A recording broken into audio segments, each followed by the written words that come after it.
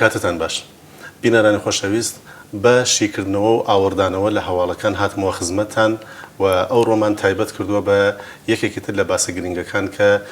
لە حاڵی ڕوودانە و ماوەیەکە ئەلبەت ئەم باسە کە ئێمە ئەو ڕۆدامان ناوە لەسەری باس بکەین درێژەی هەیە هەروەکەوە ئاگادارن و بە تایبەتی ئەوانەی کە لە نێوخۆی ئێران دەژین و زۆرتر ئەوانەی کە شیە بنەوە یا وردە بنەوە لە دۆخی سیاسی ئێران ئەم بابەتێک ئێمە دامانناوە لەسەری باس بکەین زۆرتر زەقە و لە بەرچاو ئەوان باشتر هەستی پێەکەن و ئەوەش باسی ئەمنیە بۆیە حەزمان کرد لەگەڵ میوانی بەڕێزی بەرنامەکە ماوەی 15 خولەکی بەرنامەی ئاور تایبەت بکەین بەم باسە کاک فەرزین کەرباسی بەخێر بێت سپاس کاک فەرزین لە دوای ڕێکەوتنی ئێران و وڵاتانی پێنجزێدەیەک هەمومان بینیومانە و ئێوە کە شارەزای کاری سیاسین باشتر لەوانەیە هەستان پێکرد بێت کە جۆرە گۆڕانکاریەک دروست بووە ئێوە چۆن یابینەوە گۆڕانکاری ئەوڵ لە خەمەتان عەرز بکەم لە 36 ساڵی تەمەنی جمهوری ئیسلامی عمری جمهوری ئیسلامی بەردەوام جمهوری ئیسلامی مستەقیم و غێر مستەقیم لەژێر فشاری ئەمنیا بووگە بازێکیشی خۆکرد بووگە یانە خۆی بە جۆرێک ڕەفتاری کردگە بە جۆرێک کاری کردگە کە لەژێر ئەو فشارا بێت کە هەم مردم و هەم حکوومەت خۆی هەست بە نائەمنی بکەن بەڵام لەم کاتە کە دوای تەوافقی هەستی مەگەر فۆکوسکەینە سەری جمهوری ئیسلامی خۆی بە جۆرێک یەکێ لە شەرایەتی ئەسڵی ئەوە بووگە کە بە جۆرێ نیشان بدات لە ناو دەرەوە لە ناوەوە کە هیچ اتفاقی نەکەفکە هیچ مۆزوعی ئەوەز نەوەگا جمهوری ئیسلامی هەرۆ سۆباتی هەست هیچ پاشەکشێکی نەکردگا بۆ خۆراکی داخڵی خۆی ڕوو بە دەرەویشی بە جۆرێک ئەگەر پاشەکشێکی کردوێت عقبنشینێکی کردوێت سکرێت و مەحرەمانە ماگەسەوە کە من ئەتانم بۆ نیشانێک بم بۆ ئەوە بانکیمون کە قساکە لەسەر ئەم مەسئلە ئێران هۆشداری پێئەدات ڕۆک ڕئیسی سازمانی ملل کە تۆ مەڕۆ ناو مەسائلگەر جۆزئی ڕئیسی ئەنێرژی ئەتۆمی جەهانی ئەوەن بۆ کۆنگرەی ئەمریکا کە قسە بکات جمهوری ئیسلامی هۆشدارەدا کە مەسئلەگەر پنهانی و نهێنی ئاشکرا نەکات لە کۆنگرەی ئەمریکا چون لەناو ئەو تەوافقە لایەگەرێکی پنهان هەست لەبێن ئەمریکا و ئێرانە کە هیچ کامیان گەرەکیان نیە ئەنوانی بکەن بەخاطرەوە گەرەکیان نیە نوقتە زەعفەکان ئاشکرا بێت ئەمە لە بەری دەرەکی لە باری ناوەوە بۆ داخڵی جمهوری ئیسلامی جمهوری ئیسلامی گەرەکی هەیمەنە و هژەمونی خۆی وەک جاران نگابێرێت ئێمە بینین ئەو تەوەهمەکە دروست بووگە لە لایەن مردمەوە کە دوای ئەم تەوافقی هەستەیە هەموو شتێک ئەرزانەوێت دنیا ئەوێ بە بەهەشت ئیتر هەر چێشتە عالی ئەوێت خۆیان بە تۆر سیستەماتیک گەرەکیان ئەو تەوەهمە لە ناو بووەن کە مەسەڵەن ئاخرین قسەیەک ئاغای ڕۆحانی کردیگە بە جۆرێکی ژێ ئێمە ئەو پولگەرە کە بۆمان بگەڕێتەوە ئەو سەرمایە ئێمە ئەتانین بیکەنە خەرجی مردم بەڵام ئێمە گەرکمانە سەرمایەکە بۆ ئایەندە بێت یا بە هەر دلیل و پاساوێکی بۆ تێتەوە بۆ ئەو تەوەهمە بێتە خوار و لای مردمەوە کە مردم دەرخاستگەر فریان نەوێت ئەمە خۆی تەبعاتی ئەوێت مردم هەن لەژێر فشارێکی زۆرە لەبار اقتصادیەوە هەنە ژێر فشاری کۆمەڵایەتیەوە لە مەسایلگەر مختلف هەست لە ناو جامعەکە مردم خۆیان لەبەرەوە خاص لەمسی ئەەکەن و تەکیا بەرخورد دەکەن هەنە ژێر فشاری سیاسیەوە سەرکوبی سیاسیەوە لایەنە تۆندڕەوەکە بەردەوام هەر خەرێک کاری خۆی ئەکات و هیچ جۆرە کۆتا نەهات کە لە بەرابەر خواست و داخوازیەکانی مردم ئەمە خۆی توانێت وەک فەنەرێکی فێشۆردە بێت کە بالاخره ڕۆژی ئەم فەنەرە ڕەها ئەبێت و جمهوری ئیسلامی سەخەریکە بیر لەوا کاتەوە کە چۆن کۆنتڕۆلی ئەو وەزع بکات بۆ دوای ئەم مەسائلە کە بالاخره ئەم کەفوکوڵە ئەنیشێتەوە و دوای ئەوە گەرەکی بێت چە بکات باشە سیاست لە هەر وڵاتێکە بە شێوازێکە بڕێوە ئەچێ بەڵام ئەبێ هاوتەریب و هاوسوو بن لەگەڵێکە بەڵام ئێوە چۆن ئەبینن ئەم بابەتە کە سیاسەتی دەرەکی بەرەولایە خەریکەچێەوە سیاسەتی ناوخۆیی خەریکە بەرەولایەکی دەچێت ئایا ئەمە لە شوێنێکە یەکتریە گرن یا هەر دوورە بنەوە سیاست جمهوری ئیسلامی لە تۆرم چەند ساڵە ئەمە بووگە سیاسەتی ڕوبەناوەوەی فرفرە متەفاوت بگە لە بنسبەت دەرەوەی ئیمڕۆ ما بینین کەسێ وەک شخصی وەک زەریف تێت ئاغای زەریف ئەوێ بە وەزیر ئەمور خارجەی ئێران دەرەوەی جمهوری ئیسلامی وەک جەیەکی فۆقڵعادە نیشان ئەدا بە کشوەرگە خارجی ئێمە بینین مشکلێک لێرا دروست بووگە کشوەرگە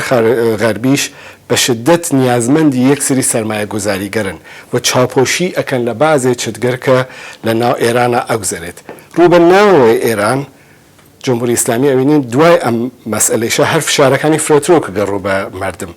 گەرێکی بۆ مردم حاڵی بکا کە هیچ شتێ نەگۆڕاوە ئێمە هەر قودرەتمەندین ئێمە هەر حاکمین ئێوە دەرخواست و داخوازیەکانتان زۆر نەبێت ئەبینین ئێمە بەرخورد لەگەڵ حجابە لەگەڵ ڕێکخراوە مەدەنیەکان لەگەڵ هەموو شتە هەر وەک جاران و شایدیش تونتر بەرخۆر دەکەن نمونەیە ئەمەتانەی نیسا گەربێژین کاینا حکوومەتیش بێ مەسەلەی زیندانیکردنی مهدی هاشمیە بە هەر نوعی بوو ئەویان بردە زیندان بە هەر نوعی بوو بە هەر بەهایك بوو ئەویان نەکرد بۆ پەیغام و سیگناڵێ بۆ دیگەران بنێرن کە ئێمە ئەوە پێکەین ئێوە تەکلیفتان معلوم باشە ئەمە لە شوێنێکە ناتەقێتەوە بەڕاستی ئەمە چ قازانجێکی بۆ کۆماری ئیسلامی هەیە لێرە مەسەلەی قازانج نییە لێرە نیاز و ئێسترارێکە ئێسترارێ لەم مەسەلا هەست ئەوان ئەزانن کە سیاسەتی ئەمریکا دروستە ئیمڕۆ بە جۆرێک تەفاهمێکی لەتەک جمهوری ئیسلامیە کە گەورەی لەسەر مەسئلەی حقوق بەشەر لەسەر مەسایلگەرێک کە ئێران دەستی ئیسیش لە ناویە هەست دەخاڵەتگەری لە ئەمور کشوەرگەرترا لە مەسەلەی سووریا لە مەسەلەی یەمەنە لە مەسەلەی بەحرێنە لە مەسەلەی عێراقا ئەمانە فعلەن ئەمریکا بۆ معنا دەستی هەڵ نەگرتگا دەست ئێرانی باز نەهێشکە لەسەر یەک مەسئلەی بە خصوص ڕێکەوتو ئەوش مەسەلەی سەلاحکار ئەتۆمی و مەسەلەی ئەنێرژی ئەتۆمیە بەڵێ ڕێکەوتو بەڵام ئۆباما تەسریح هەدا مستەقیمەن ئەڵێ ئێمە لەسەر یەک مەسەلە ڕێکەوتین مەسایلگەرتر هەر لەبان مێزەوە ئەمانە ئێران خاسی دەرکردگە لەم مەسەلە ئەزانەی کە ڕۆژێ هەر ڕۆژێ بێت ئەم مەسەلە یەخەی پێگێ مەسەلەی داخڵی یعنی ئەو مەسەلە بە ئەو مهمەوە ئیسراوی لەسەر ئەکات دەوڵەتی ڕۆحانی 2 ساڵ لەمەوە پێش کە هاتە سەرکار ئەلبەت پێشەوەی کرد بێتە سەردەسەڵاتەوە بڕێک دروشمیدا بە تایبەتی لەسەر ئاینەکان و مەزهبە جیاوازەکان کە لە نێو ئێراندا هەن و ئەوەی کە ئەوان پێڵن ئەقوامیان خۆمان ئەڵێن نەتەوە بندەستەکان کە لە ئێران ئاژین بەڕوونی باسی لێ کرد لەو بەیانیەی داژمارەیەکەی کە باسیەکە بەڵام هەر چەند ڕۆژ لەمەوە پێش باسیەوە کاڵێ کاندیداکان بۆ دەورەی داهاتووی مەجلسی شۆرای ئیسلامی کە دێنە پێشەوە بە هیچ شێوێ نابێ باسی نە ئاینەکان بکەن نە ئەقوام و ئەمە مەترسی بۆ ئەمنیەتی نیشتمانی دروستەکات ئەمە چۆنە؟ ئەمە سناریۆکی تکراریە 36 ساڵە ئەم سناریۆ تکرارە بێتەوە بە متاسفانە بەشێکی زۆر کەم لە کۆمەڵگای ئێرانی بەشێک کەم ئەخڵەتێ پێ من وەکو کورد ئەگەر باسی بکەم هیچ کات تا تاسیر ئەم قسەگەرە قەراری نەگەگە قسەوە ناکەم بەلەخە جەریاناتی هەن کە سەر بە بەشێ لە ڕژیمن مەسەڵەن ئەسلاح تەڵەبەکان کەسانێک بالاخره معدود هەن بەڵام ئەم سناریۆ هەر چەند ساڵ یەک بار تکرارە بێتەوە بۆ کە نزیک انتخاباتەوێتەوە جەمعێتێن وعدە و وعیدە دەن ئەماکەین ئازادیتان پێین نمونەی ئاخیری بۆ لە بەحسی ئاینیش بکەین مزگەوتێ بوو کە لە تاران ئاهین سونەکان بۆ ڕوخانیان ئەمان وتم ئەو چراسە هەڵ یەکەن ڕوو بە نەتەوە بندەستەکان یا کەم ئاینە ئەقەلیەتەکان کە ئێوە هێشتا هەر هەن لە خوارەوە ئێمە هیچ پۆنێکتان پێ نادەین ئەمە نگاه ئەس باڵا بە پایینە ئەوان گەرەکیانە ئەو هێژەمۆنی هەر بسەپێنن بێژن ئێمە هەرەوەینە ئێوە هیچ حەقێکتان نییە من لێرە ئەم بەشەی کە جمهوری ئیسلامی هەم مەسەلەیەکم نییە ئەو خەریکە ڕەساڵەتی خۆی بەجێتێرێ ئەوی سەرکوب لە ناوبردن و بە جۆرێک نگاهێشتنی لە خوارەوە بەڵام من مەسەلەم لە تەک مردمە هەست کە خوشبەختانە مردم هیچ وەخت دڵخۆش نەوگن بەمە وتم شاید جەوێک خریاگە ڕێگابەوە کە نزیک انتخابات بووگە ولی لە واقع مردم نەخڵەتاون مردم ئاگاهن بە مەسئلە لە بین بەد و بەدتەرە شاید بەدەکان انتخاب کردووە ئەگەر چووێتن ڕێک بن سە بە هەر دەلیلێک ولی هیچ خۆشببین نەگەن بۆ معنا کە مەسەڵی سە تووشی شۆک بن چون ئەمە ئەسڵ و ئەساسی حاکمیەتی ئێرانیە لە زەمان ڕەزاخانەوە ئەمە وجودی بووگە کە نەتەوەکان ئەو نەتەوەگەرە کە ئێرانیان دروست کردگە ئەبێ لە ژێرەوە بن ئێمە لە سەر و تواشایانەکەین نمونەگەر زۆری هەز لە مەسەلە اقتصادیە مەسەلەی سیاسیە ئەو ئیمکاناتەسە کە مەشیەدا بەشکریە لە سەد ئێرانەوە هیچ وەخت نەکراوە نمونه فرە بارزی فرە ڕۆشنی کوردستان و سیستان و بەلوچستانە من قسەی مەسەڵەن خوزستان ناکەم کە خۆی لەبان دەریایەک لە نەفتەوە هەست وەلی مەسەڵەن بەرقیان نییە مەسەڵەن ئاویان نییە ئەوانە بەڵام کوردستان و سیستان بەلوچستان مەحرومتەرینن بەشە مەحرومتەرینە کەس کرد هیچ کات حکوومەتی جمهوری ئیسلامی لەبان ئەمە وەماشاتی نەکردگە سەختترین بەرخۆردی کردگە هەم لە نظر نەتەوایەتی و هەم لە نظر ئاینیەوە بەرخۆردی سەختی کردگە. باشە هەرە مەوردەکە ئەرزم کرد ئایا ئێوە هەست ناکەن بە جۆرێک وەکو بڵێ معاملەیەک لە نێوان ڕۆحانی و بەشی دەوروبەری خامنەیە هەیە کە چون لەولاوە ڕێکەوتنێکی کردو لەگەڵ دنیای ڕۆژاوەدا لەم لاوە ئەم هەزینەکەی بداتەوە لە بەرامبەر ئەو گروپانەوە خەریکە دژایەتیەکات لەگەڵ جەریاناتی نێوخۆیی ینی فشارەکە ئەبێ ڕۆحانی و دارودەستی ڕۆحانی بیهێنە سەر ئەو داخوازیانەی نێوخۆیی ئەو ڕۆحانی ناچارە ڕۆحانی بلەخە سیاسەتی نظام ئەوە بەڕێگەوە من پێم وایە ڕۆحانی ناجیەکی ئەفسانەی بوو بۆ جمهوری ئیسلامی لە سەرێ بە زەنگاهی تاریخیە بۆ کاگەوە کە ئەحمەدی نژاد کردووی بۆ جەوەکەوە خستی و ڕێگا چ لەنا خودی حاکمیەتە چ لە دەرەوەی حاکمیەت مەسئلەی گەورەی دروست کرد و ڕۆحانی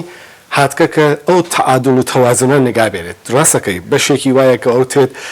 شاید ئەستلاحان خۆی قوربانی بدا بۆ بازێ مەسئلەگەر کە قەبلان عنوانی کردگە و ئیسا خەریکە بە پێچەوانەیە ئەمەڵەکە بلەخەر لە دنیای سیاست ئەمە فرە واقعیە کە تۆ بەشی لە داخوازەکان ئەتانی بەجێبێری بەشێکیشی ناتوانانی ڕۆحانی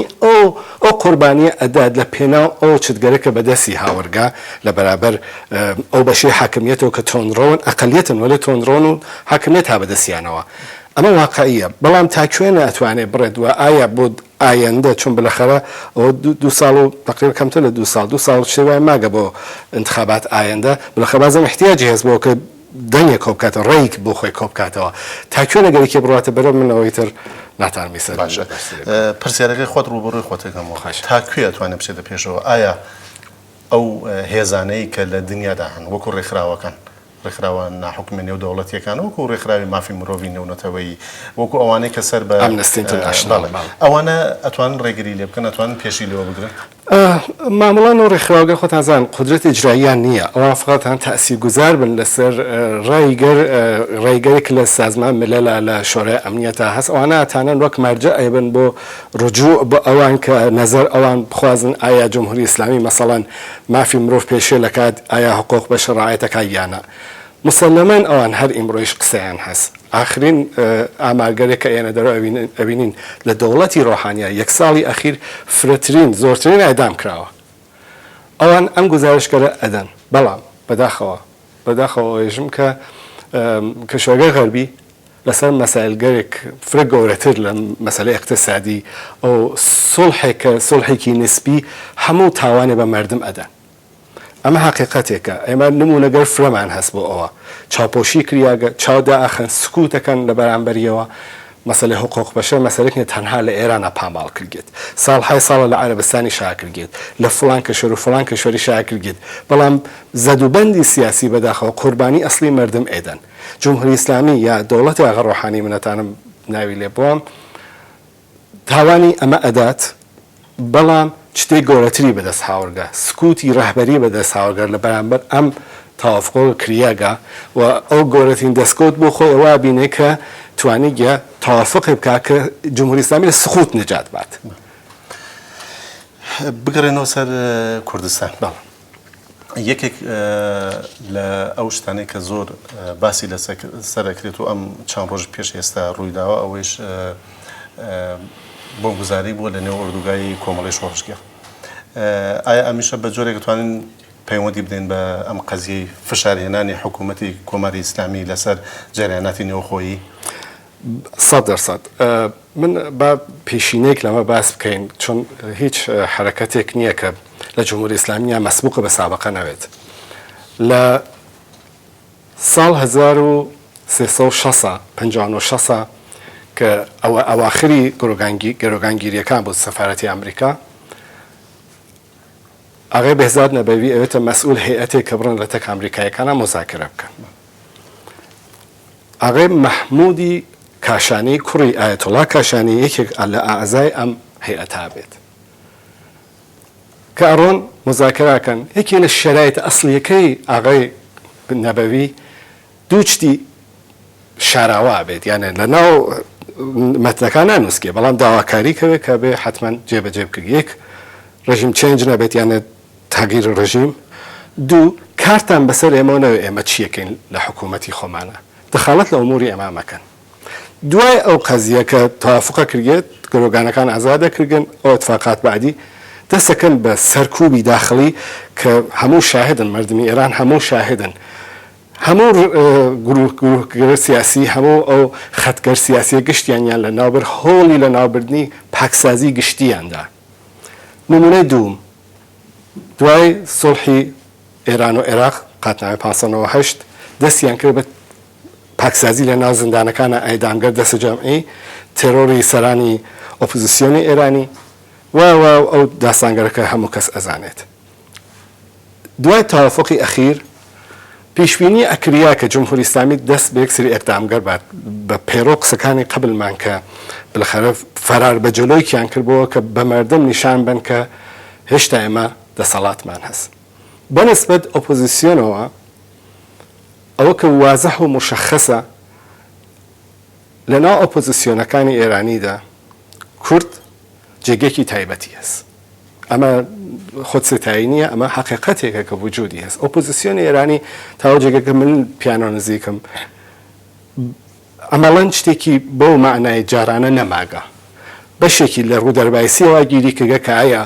تەشویقی ڕۆحانی بکات کە ئێرانی نەجات داگەر لە جەنگ دووری کردگەسەوە یانە مخالفەتی پێ بکات هەن لە ناو ئەو ڕوو دەربایسی هەنە حاڵەتی شەرمە بەشێکیشی کاسە منفعلەوە بووگە کولەن هیچ حرەکەتێکی نییە وێسیاگە بۆ تاریخ حرەکەتێ بکات کەی چۆن معلوم نیە ئەوە فقط کووردە کە بە دەلایلگەر مختلف حزوری هەست هێزی هەست جاذبیەتی هەست نامەردمە چون مەسئلەی کورد مەسئلەی ناتەوایەتیە مەسئلەیەک مردمێکن کە لە چوار وڵاتە تەقسیم بووگن ئیسێش کوردستانی باشوور بووگە وەک نمونەیەک مەسئلەی کوردستانی باکوور گەرمە مردم پشۆنی ئەگرن مردمی کورد هەستێکیان هەست بۆ ئەو قەزیە پس هەڵەگەڕنەوە بۆ حیزب ڕەسەنەکانی خۆیان ئیمڕۆ کۆمەڵەیەکی لەو حیزبگەرەسەکە ڕووی لێ کردێت مردم چاویان ها بە دوایەوە ئەمە فرە قابل پیشبینی بوو کە پەلامار بدرگین بەڵام نەبۆ شدەتە و نەبۆ نۆعەکە ئەو کارگەریانە کرد زۆر سپاس کاک فەرزین بۆ ئامادەبوونتان ئەگەریش بابەتێک هەیە کە من پرسیارم نەکردەوە لە حوزورتانە ئێوە خۆتان دەتوانن حەدی یەک دقیقە وەڵا هەوە هیوادارم کە جمهوری ئیسلامی ناتوانێت ئەو جۆرە کە وەک جاران بتوانێت زەربە لە ئۆپۆزیسیۆن بدات ئێمە خۆمان هوشیار بین خۆمان بتانی خۆمان تۆکمە بین لە ناو خۆمانەوە بەرگیری بکەین لەو هەجمەگەرەکە لە سەرمانە جارێکتر سپاس سپاس لێوەش بینەرێن خۆشەویست کە هاوڕێمان بوون هەتا کاتێکی دیکە و ئاوردانەوە لە هەواڵێکی دیکە هەر شاد بن